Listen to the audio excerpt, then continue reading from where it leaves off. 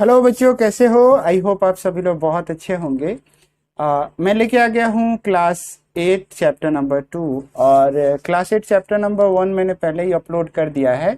और आई बटन में आपको उसका लिंक भी मिल जाएगा और साथ ही साथ डिस्क्रिप्शन में भी मैं उसे डाल देता हूँ ताकि आप प्रॉपरली उसे भी पढ़ सको। और आज हम लोग पढ़ेंगे चैप्टर नंबर 2, और चैप्टर नंबर 2 जो कि है एनसीईआरटी से। और इसका टाइटल है microorganism friends and four.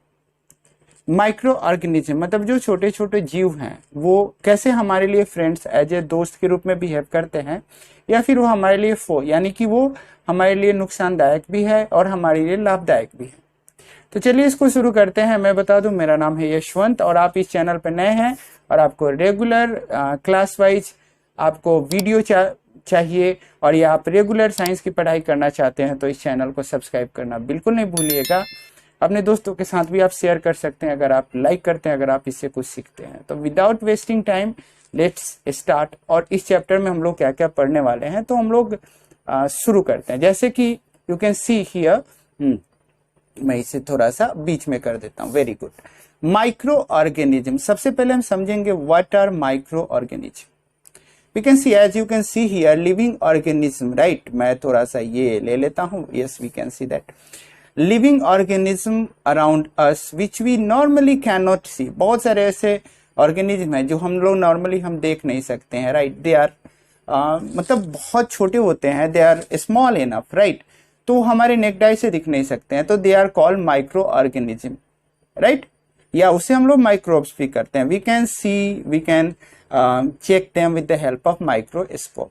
So you can say that microorganisms are living organisms around us which we normally cannot see. These are called microorganisms or microbes, right? With the several examples I have given here, you can see a few examples of this, like amoeba. Amoeba is a unicellular, जो कि सिर्फ एक ही cell से ये compose होके बना। यहाँ पे बहुत सारे एग्जांपल्स मैंने दिया। You can say these are some microorganism, you can see, right. तो माइक्रो ऑर्गेनिज्म क्या होता है बच्चों? वैसे ऑर्गेनिज्म जो कि हमारे आसपास दिखते हो और इजिली हम उसे नंगी आंखों से देख नहीं सकते हैं, so they are called microorganism और माइक्रो ऑर्गेनिज्म, माइक्रोब्स, राइट। तो ये तो बहुत बेसिक सिंपल सा है। अब इसको थोड़ा सा हम लोग डिटेल में पढ़ते हैं माइक्रो ऑर्गेनिज्म को, राइट।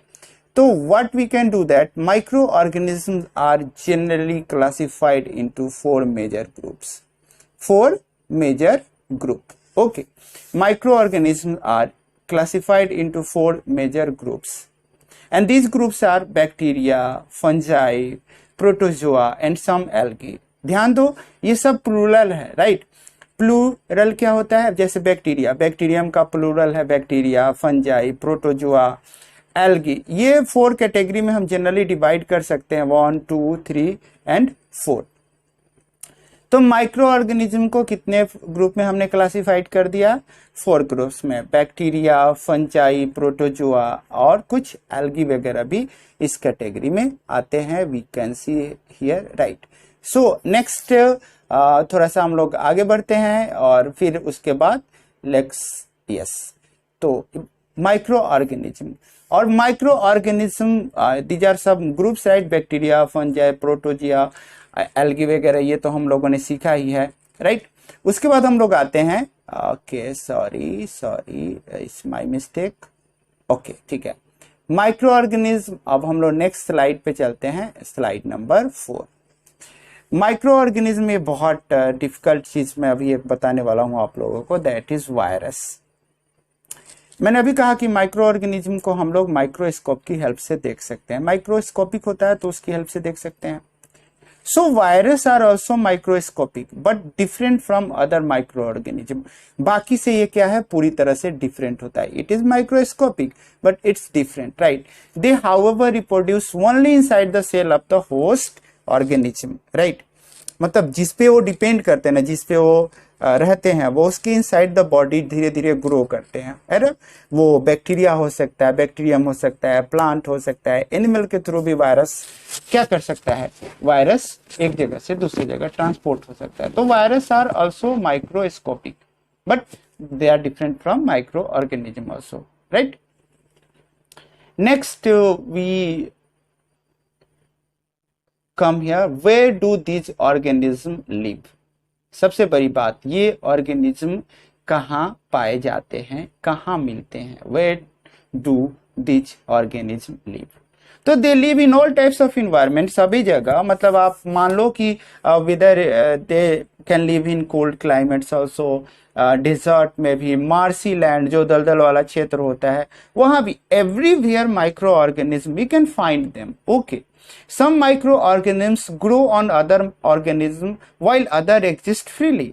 कुछ क्या होते हैं कि दूसरे के ऊपर ग्रो कर जाते हैं और कुछ फ्रीली सस्पेंडेड होते हैं माइक्रो, मतलब कि आसानी के साथ कहीं खुद ही डेवलप हो गया, कोई किसी प्लांट के ऊपर डेवलप हो जाता है, कोई किसी दूसरे ऑर्गेनिज्म के बॉडी के ऊपर डेवलप हो जाता है। तो ऑर्गेनिज्म जनरली सभी हॉट क्लाइमेट्स में, कोल्ड क्लाइमेट्स में, मार्सी प्लेसेस हो, सभी जगह ये पाए जाते हैं, right.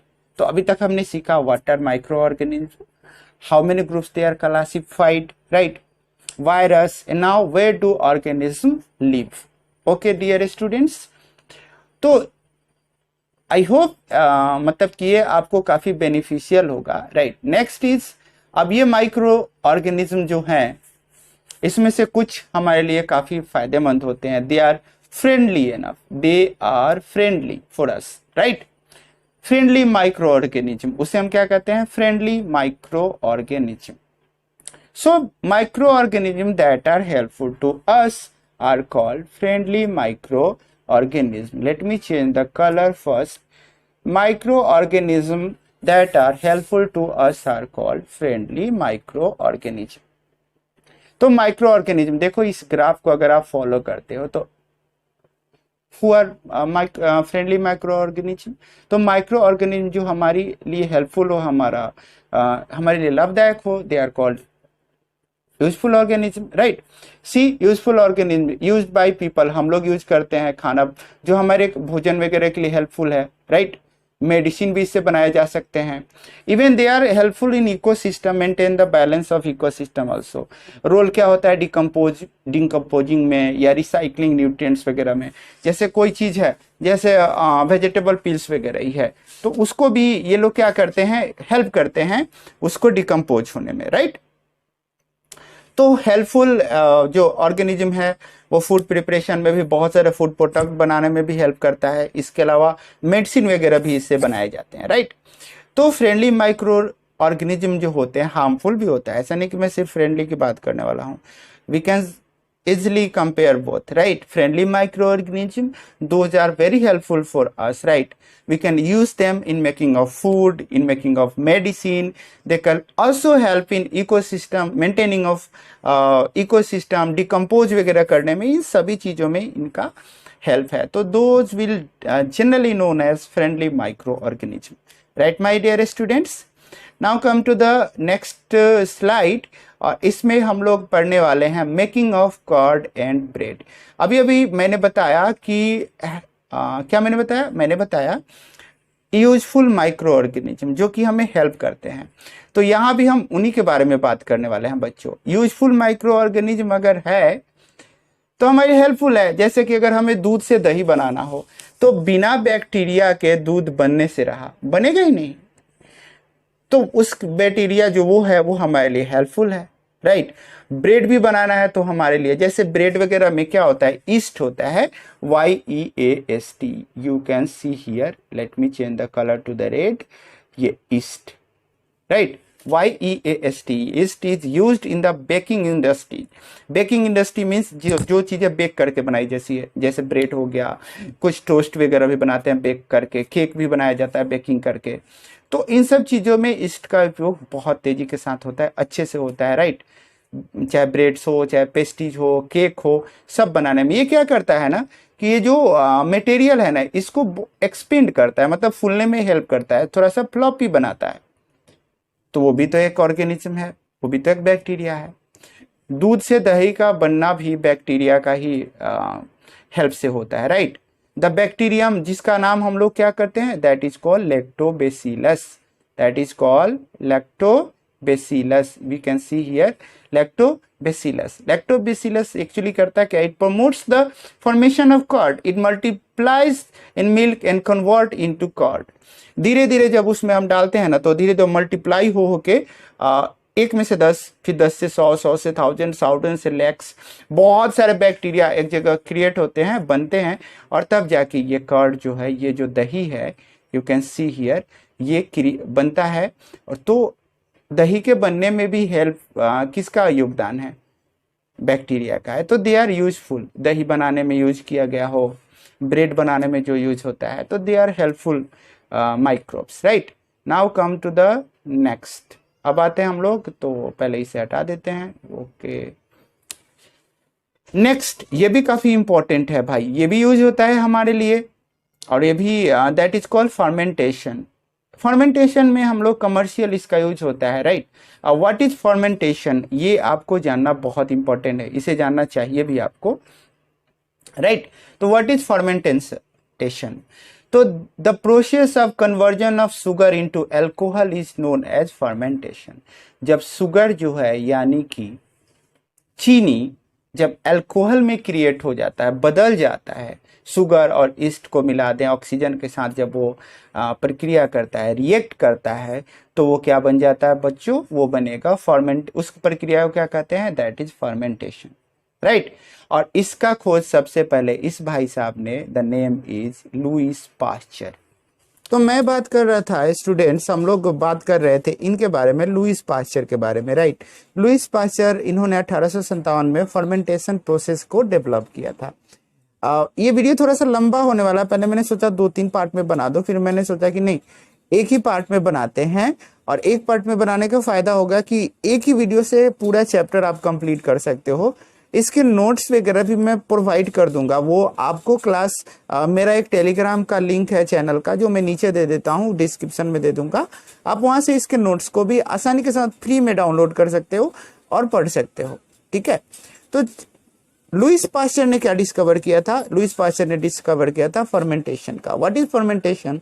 The process of conversion of sugar, the process of conversion of sugar into alcohol is known as fermentation. जी हाँ, जब चीनी जो है ना, वो अल्कोहल में कब बदलता है? ईस्ट की उपस्थिति में, जब उसको ऑक्सीजन वगैरह मिलता है, तो धीरे से वो किस में चेंज हो जाता है भाई? Fermentation. That process is called fermentation. और इस फर्मेंटेशन प्रोसेस से ही मैं आपको बता दूं, लार्ज स्केल पे अल्कोहल, वाइन, एसिटिक एसिड वगैरह, राइट, ये सब मतलब इस सब का यूज होता है। East is use for commercial production of alcohol and wine, right. Wine और अल्कोहल के लिए कमर्शियल प्रोडक्ट के रूप में इसका ईस्ट का उपयोग किया जाता है, राइट माय डियर स्टूडेंट। तो ये काफी इसको हम लोग किस कैटेगरी में रख सकते हैं? इसको हम लोग यूजफुल माइक्रोब्स की कैटेगरी में रख सकते हैं। ये तो आपको बिल्कुल समझ में आ गया होगा, ठीक है। नेक्स्ट हम लोग देखते हैं, अब इसका मेडिसिनल यूज भी बहुत है, right. Medicinal use in the sense की दवाइयों के रूप में भी हम अल्कोहल वगैरह का बहुत ज्यादा यूज करते हैं, मतलब उससे मेडिसिन बनाया जा सकते हैं। जैसे कि अगर मैं नेक्स्ट स्लाइड पे आया, देखो, we can see here, right, medicinal use of what? Medicinal use of what? Medicinal use of microorganism. 1929 में, यानी कि इन 1929, अलेक्जेंडर फ्लेमिंग जो थे, उन्होंने इस पे काफी रिसर्च किया, राइट। और उन्होंने ये देखा कि जैसे उन्होंने रिसर्च, जैसे you can see here, Fleming was working on a culture of disease causing bacteria. मतलब उन्होंने ढूंढा था कि कौन से बैक्टीरिया से बीमारियां हो सकती है, राइट। और उन्होंने उसमें ये पता चला कि उसको रोकने के लिए तो उन्होंने एक एंटीबायोटिक बनाया, राइट, कि जिस बैक्टीरिया से डिजीज होती है ना, सेम उसको अपोज करने वाला अगर मैंने कुछ निकाल लिया तो हमारे लिए काफी हेल्पफुल होगा, राइट। तो इन्होंने माइक्रो ऑर्गेनिज्म की हेल्प वगैरह से, तो इनका नाम बहुत फेमस है, क्वेश्चन भी पूछा जाता है। अलेक्जेंडर फ्लेमिंग को श्रेय मिलता है कि उन्होंने पेनिसिलिन का इन्वेंशन किया था, आविष्कार किया था, राइट, जो कि बहुत सारे बीमारियों के मतलब from this the mould penicillin was prepared, और वो बहुत सारे बीमारियों को प्रिवेंट करने में, उसको रोकने में हेल्प कर सकता है। तो एंटीबायोटिक हो गया, मेडिसिन हो गया। मेडिसिन क्या करता है बच्चों? We can see what medicine can do. Do you know that? Medicine कर क्या सकता है, आपको पता है? तो मेडिसिन कैन किल और stop the growth of the disease causing micro organism, right. वैसे ऑर्गेनिज्म जिनसे बीमारियां हो सकती है, मेडिसिन उन सब माइक्रोब्स को किल कर देता है, जिससे बीमारी होने के चांसेस क्या हो जाते हैं? काफी कम हो जाते हैं। जितना number of antibiotics are being produce from bacteria और फंजाई, राइट। बहुत सारे एंटीबायोटिक ना बैक्टीरिया या फंजाई के हेल्प से बनाए जाते हैं, जैसे कि आपने ये दवाई का नाम सुना होगा, स्ट्रेप्टोमाइसिन हो गया, टेट्रासाइक्लिन हो गया। एंटीबायोटिक क्या करता है, आपको जल्दी रिकवर करने में हेल्प करता है, they are highly effective, right. But antibiotics वगैरह कुछ ऐसी बीमारी है जैसे कोल्ड हो गया, आपको सर्दी है, आपको फ्लू हो गया जो कि वायरस से होता है, तो उस केस में एंटीबायोटिक थोड़ा सा अप एंड डाउन होता है, ज्यादा इफेक्टिव नहीं होता है, राइट। और एंटीबायोटिक का एक और रूल है, इसको अगर आप यूज करते हो ना, इसको अगर आप यूज कर रहे हो तो बिना डॉक्टर की सलाह के खुद से एंटीबायोटिक कभी मत यूज करना, राइट। अगर खुद से यूज करोगे तो आपके लिए वो खतरे की घंटी हो सकती है, खुद से कभी नहीं यूज करना चाहिए, right. You can take advice from doctors, right. ज्यादा एंटीबायोटिक का यूज करना आपके लिए काफी खतरनाक हो सकता है। अभी हम लोग मेडिसिनल यूज पढ़ रहे हैं, तो इसमें एक और हमारे पास आएगा वैक्सीन और एंटीबॉडीज। अभी कुछ दिन पहले आपने देखा होगा कि कोविड का काफी प्रकोप है, राइट। उसके लिए वैक्सीन सबको देना शुरू किया गया, राइट। तो व्हाट इज वैक्सीन, तो vaccine is a biological preparation that provide active acquired immunity to a particular infectious disease. मतलब अगर आप किसी इन्फेक्टेड डिजीज से, मतलब कि जो आपके अंदर आपकी बॉडी में किसी दूसरे से या किसी वायरस के थ्रू आ गया है, तो वैक्सीन उससे फाइट करता है। अगर आपको वैक्सीनेट किया जाता है, जैसे मैंने यहाँ पे एक इमेज दिया है कोविड-19 वैक्सीन, जो लोग कोविड से पूरी तरह से ग्रसित थे उनको ये वैक्सीनेट किया गया और भी दवाइयाँ दी गई, और इससे बचने के लिए भी इस वैक्सीन को दिया गया कि हाँ भाई अभी ये वैक्सीन यूज करते हैं, हो सकता है आगे चल के ये व्यक्ति वैक्सीनेटेड नहीं हो तो कोविड से इन्फेक्टेड हो जाए, तो Covid is a very dangerous disease, right. Vaccine, okay.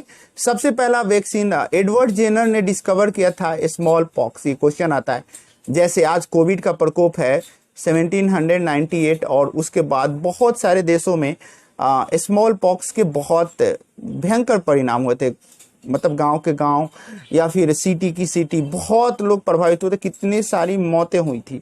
तो उन्होंने भी वैक्सीन का खोज, क्वेश्चन पूछा जाता है कि स्मॉल पॉक्स के वैक्सीन की खोज सबसे पहले किसने की थी, तो Edward Jenner discovered that vaccine, right my dear student. Medicinal use ये सब का बहुत है। उसके बाद हम लोग आते हैं next, we can learn increase soil fertility. मतलब अभी हम यूजफुल माइक्रोब्स के बारे में पढ़ रहे हैं, केवल सॉइल की फर्टिलिटी को भी बढ़ाता है भाई साहब। फर्टिलिटी का मतलब होता है उपजाऊ बनाता है उसे, उसकी उपजाऊता जो होती है सॉइल की, मिट्टी की, राइट। कोई भी सॉइल होता है ना, तो वो उसकी फर्टिलिटी किस पे डिपेंड करती है कि मतलब कितना ज्यादा प्लांट उसमें, मतलब प्लांट अच्छे से डेवलप हो रहा हो, बहुत ज्यादा प्रोडक्शन दे रहा है, तो उस केस में हम बोल सकते हैं ना कि वो फर्टाइल सॉइल है, मतलब उपजाऊ मिट्टी है। तो बहुत सारे ऐसे बैक्टीरिया है ना जो मिट्टी को के अंदर कुछ न्यूट्रिएंट्स वगैरह की, नाइट्रोजन की जरूरत होती है, तो उसको फिक्स करते हैं उसके लेवल वगैरह को, और बहुत आसानी के साथ मिट्टी की फर्टिलिटी को बढ़ाते हैं। We can see here some bacteria are able to fix nitrogen from the atmosphere. कुछ ऐसे बैक्टीरिया एटमोस्फेयर से नाइट्रोजन को लेते हैं और वो बायोलॉजिकल प्रोसेस के थ्रू सॉइल के अंदर उसको फिक्स करते हैं, और फिर प्लांट को जो नाइट्रोजन चाहिए होता है, जो उसके लिए काफी हेल्पफुल है, उसको इंक्रीज करते हैं, है ना। तो उसको हम लोग जनरली बोलते क्या है, they are generally known as, commonly called biological nitrogen fixers. जी हाँ, बायोलॉजिकल रूप से जो ऐसा करते हैं, they are known as biological nitrogen fixer. Okay my dear students, now come to the next. Okay, cleaning the environment. We are learning, हम लोग क्या पढ़ रहे हैं, सिर्फ पढ़ रहे हैं किसके बारे में भाई साहब, तो हम लोग पढ़ रहे हैं हेल्पफुल बैक्टीरिया के बारे में, हेल्पफुल माइक्रो ऑर्गेनिज्म के बारे में। मैंने पहले ही बताया था, वीडियो थोड़ी सी लंबी होगी बट जानकारी काफी परफेक्ट मिलेगी, और पूरा chapter in one shot, right, with notes. और नोट्स कहाँ मिलेगा आपको, टेलीग्राम, मेरे टेलीग्राम चैनल में मिलेगा आपको। डिस्क्रिप्शन में उसका लिंक मिल जाएगा ग्रुप का, आप वहां से उस ग्रुप में ज्वाइन करेंगे, वहां पे आपको चैप्टर 1, चैप्टर 2 सभी के नोट्स सभी मिल जाएंगे, और हर चैप्टर के नोट्स वहां पे आते रहेंगे। सो क्लीनिंग द इन्वायरमेंट, बहुत सारे sorry again I am come to this. Okay, so cleaning the environment. Okay, cleaning the environment means क्या होता है, इन्वायरमेंट को भी ये लोग क्लीन करते हैं। बहुत सारे ऐसे ऑर्गेनिज्म हैं वो डेड ऑर्गेनिक वेस्ट को डिकम्पोज करने में हेल्प करते हैं, और वो डिकम्पोज होके धीरे धीरे सॉइल के अंदर इन सब चीज़ों में मिक्स हो जाता है। तो भाई अगर मान लो कि वो मिक्स नहीं होता, अगर कहीं पे कोई चीज़ सड़ी गली हुई चीज़ है और उसको डिकम्पोज करने वाला कोई भी बैक्टीरिया नहीं है, तो वो उसमें से फाउल स्मेल आएगा, वो वातावरण को गंदा करेगा, एयर को पॉल्यूट करता है, तो हमारे लिए इन्वायरमेंट के लिए तो फायदेमंद है नहीं, है ना। तो we can see here the microorganism decompose dead organic waste or plant and animals, converting them into simple substances. These substances are again used by other plants and animal. बहुत सारे, अब जैसे उसको डिकम्पोज कर दिया तो मिट्टी में मिल गया, अब प्लांट उसमें जो पौधा उगेगा ग्रो करेगा वो उसको एज ए न्यूट्रिएंट्स यूज कर लेता है, और वो हेल्दी होता है पौधा, तो उसको हम लोग एनिमल्स या फिर हम लोग उसमें से जो एडेबल पार्ट्स होते हैं, खाने योग्य चीज़ें होती है, उसको हम लोग यूज कर लेते हैं, right.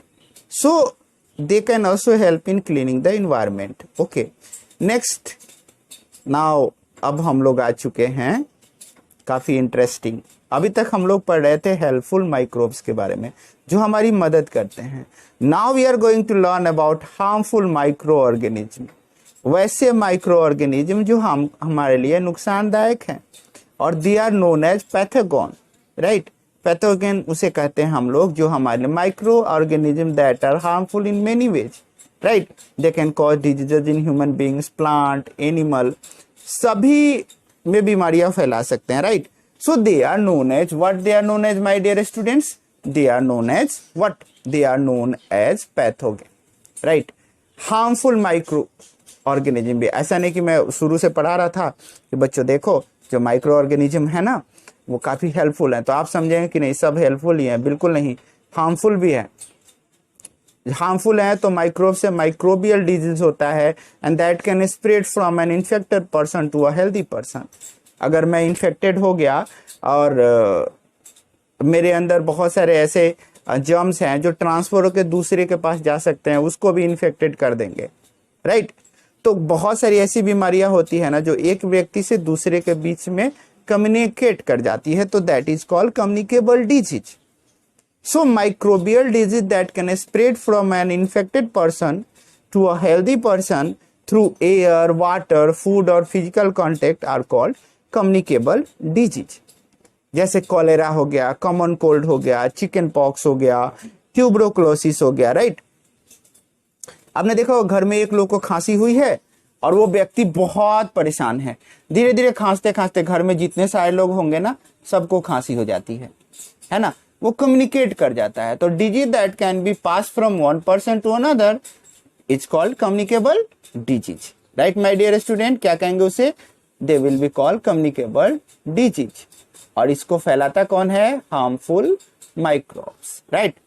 Okay, now come to the next. अब हार्मफुल के बारे में पढ़ रहे हैं तो थोड़ा विस्तार से पढ़ लें। अब इसको फैलाने वाले बहुत सारे जो लोग एक जगह से दूसरे जगह ट्रांसफर कर सकते हैं ना, they are known as carrier. What they are known as, उसे क्या कहते हैं, carrier. Carrier in the sense की एजेंट उसे बोल लो, एक जगह से दूसरे जगह ले जाके फैलाने वाला।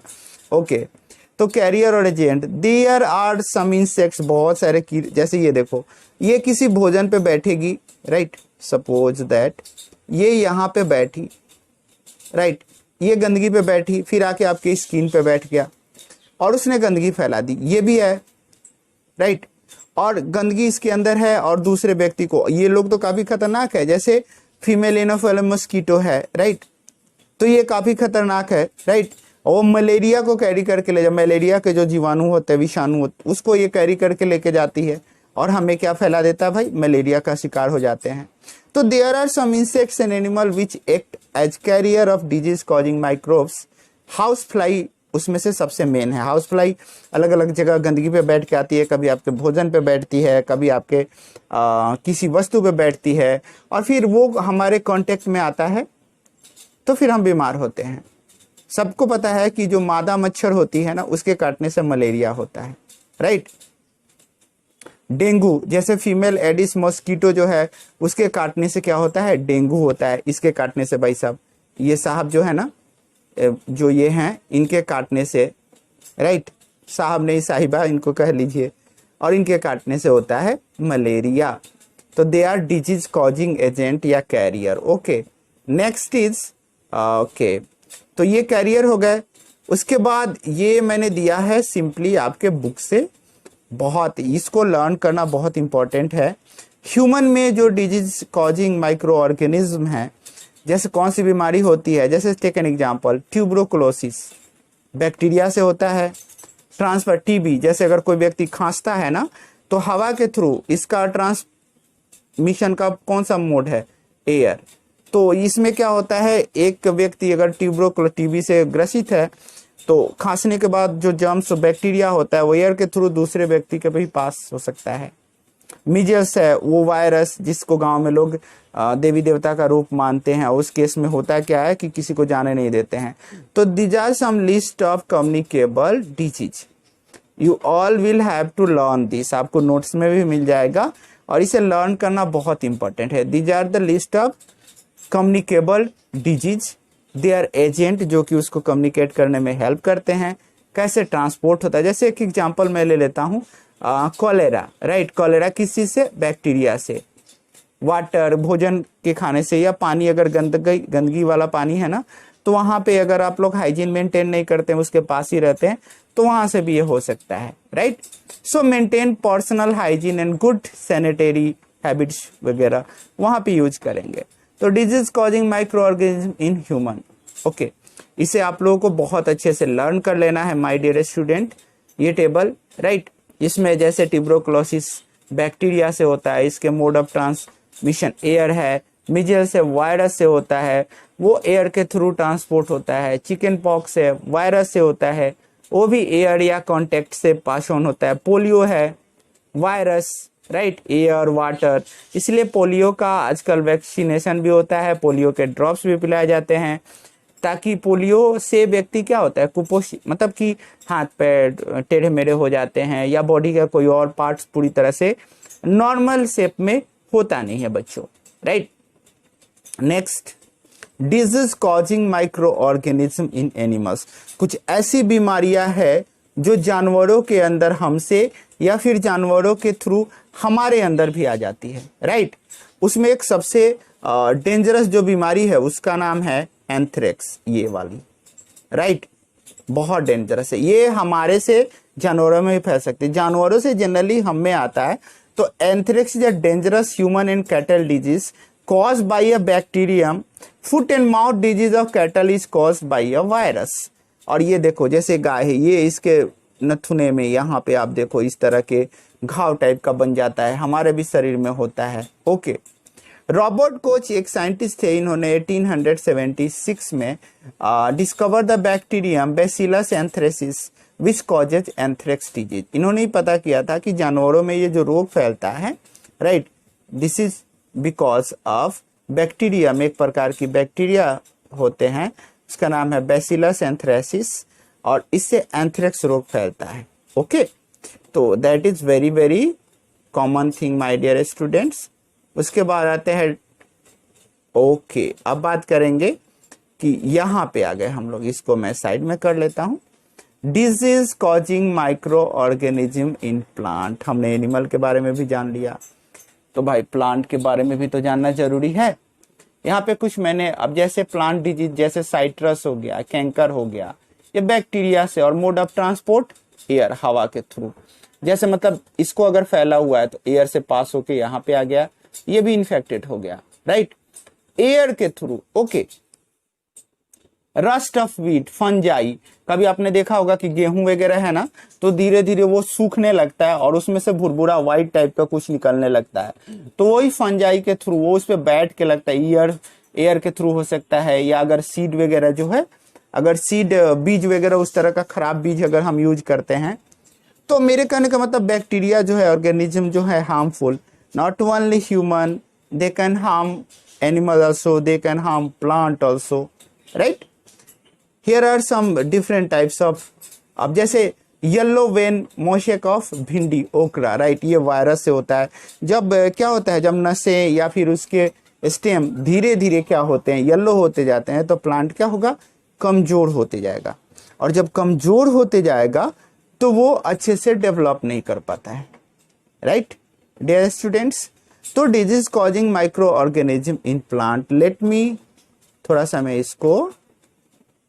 इसे इरेज करता हूं, इसे हटाता हूं, थोड़ा सा मैं इनलार्ज कर देता हूं ताकि मैं दिखा सकूं आप लोगों को। यहाँ पे देखिए, right, you can see here this is tomato, right, leaf mould. अब इसकी पत्तियां धीरे धीरे ये ब्लैकिश होने लगती है, खुरखुरा होने लगता है, right, this is a cause, okay. Lift soft भी हो सकती है लीफ, स्टेम देखो ऐसे रस्ट ऐसे गिर रहा है, राइट। तो these are some disease that can be found in wheat plant और टोमेटो प्लांट, राइट। तो ये डिजीज कॉजिंग माइक्रो ऑर्गेनिज्म है, राइट। नेक्स्ट आते हैं हम लोगों ने अभी तक ये पढ़ा भाई कि बीमारियां कैसे फैलती है, कैसे एक जगह से दूसरी जगह बीमारी ट्रेवल कर सकती है। और बैक्टीरिया है ना, सिर्फ बीमारियां ही नहीं फैलाता है, जो हमने खाना पीना बना के रखा है, जो खाने पीने की चीजें हैं उसको भी खराब करता है, उसे भी प्रिजर्व करना पड़ता है, उसे भी वो लोग पॉइजनस कर देते हैं, है ना। तो जो माइक्रो ऑर्गेनिज्म है, microorganism that grow on our food sometime produce toxic substances. बहुत सारे ऐसे माइक्रो ऑर्गेनिज्म हैं, जीव है, जो कि हमारे भोजन पे ग्रो करते हैं, विकसित होते हैं, और विकसित होने के बाद वो टॉक्सिक सब्सटेंस मतलब जहरीले सब्सटेंस प्रोड्यूस करते हैं, और this make the food poisonous causing serious illness and even death. और जिसके चलते भोजन क्या हो जाता है बच्चों, पॉइजनस हो जाता है, टॉक्सिक सब्सटेंस के चलते भोजन हो जाता है पॉइजनस, और इसके चलते हमारी डेथ भी हो सकती है, हम बीमार भी पड़ सकते हैं बुरी तरीके से। तो अगर इस भोजन को खराब होने से अगर हम बचाते हैं तो that process is called food preservation. Prevention of food from spoil is called food preservation. सड़ने गलने से बचाने के लिए जो हम विधि अपनाते हैं ना भोजन, वो that is called preservation, that is called preservation. तो how can we preserve food is very very important. Let's learn how can we preserve food. The best thing, सबसे पहला हम काम कर सकते हैं, बहुत सारे इसके तरीके हैं, मेथड ऑफ प्रिजर्वेशन, है ना। तो there are several preservation method. Chemical method सबसे पहले बात करते हैं। सबसे पहला हम काम कर सकते हैं preservation by salt, right, preservation by common salt, preservation by sugar, preservation by oil and vinegar, heat and cold treatment and पैस्चुराइजेशन।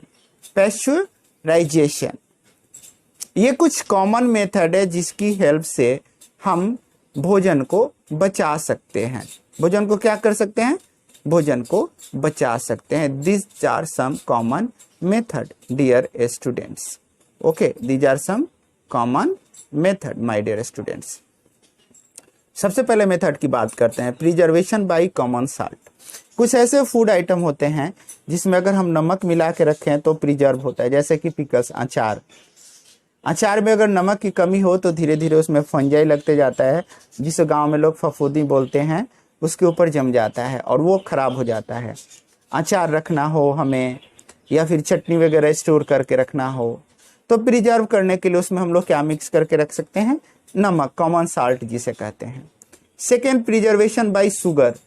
कभी कभी हम शुगर भी डिजॉल्व करके, अब जैसे जैम हो गया, मीठी चीजें जो होती है वो शुगर, जैम हो गया, मुरब्बा हो गया, ये सब प्रिजर्व करने के लिए उसमें शुगर की मात्रा बढ़ा दी जाती है, ताकि शुगर की मात्रा बढ़ने से उसके अंदर जो बैक्टीरिया होता है वो डेवलप तेजी के साथ नहीं होता है, और जो हमारा फूड है वो बहुत दिनों तक आसानी के साथ प्रिजर्व हो जाता है।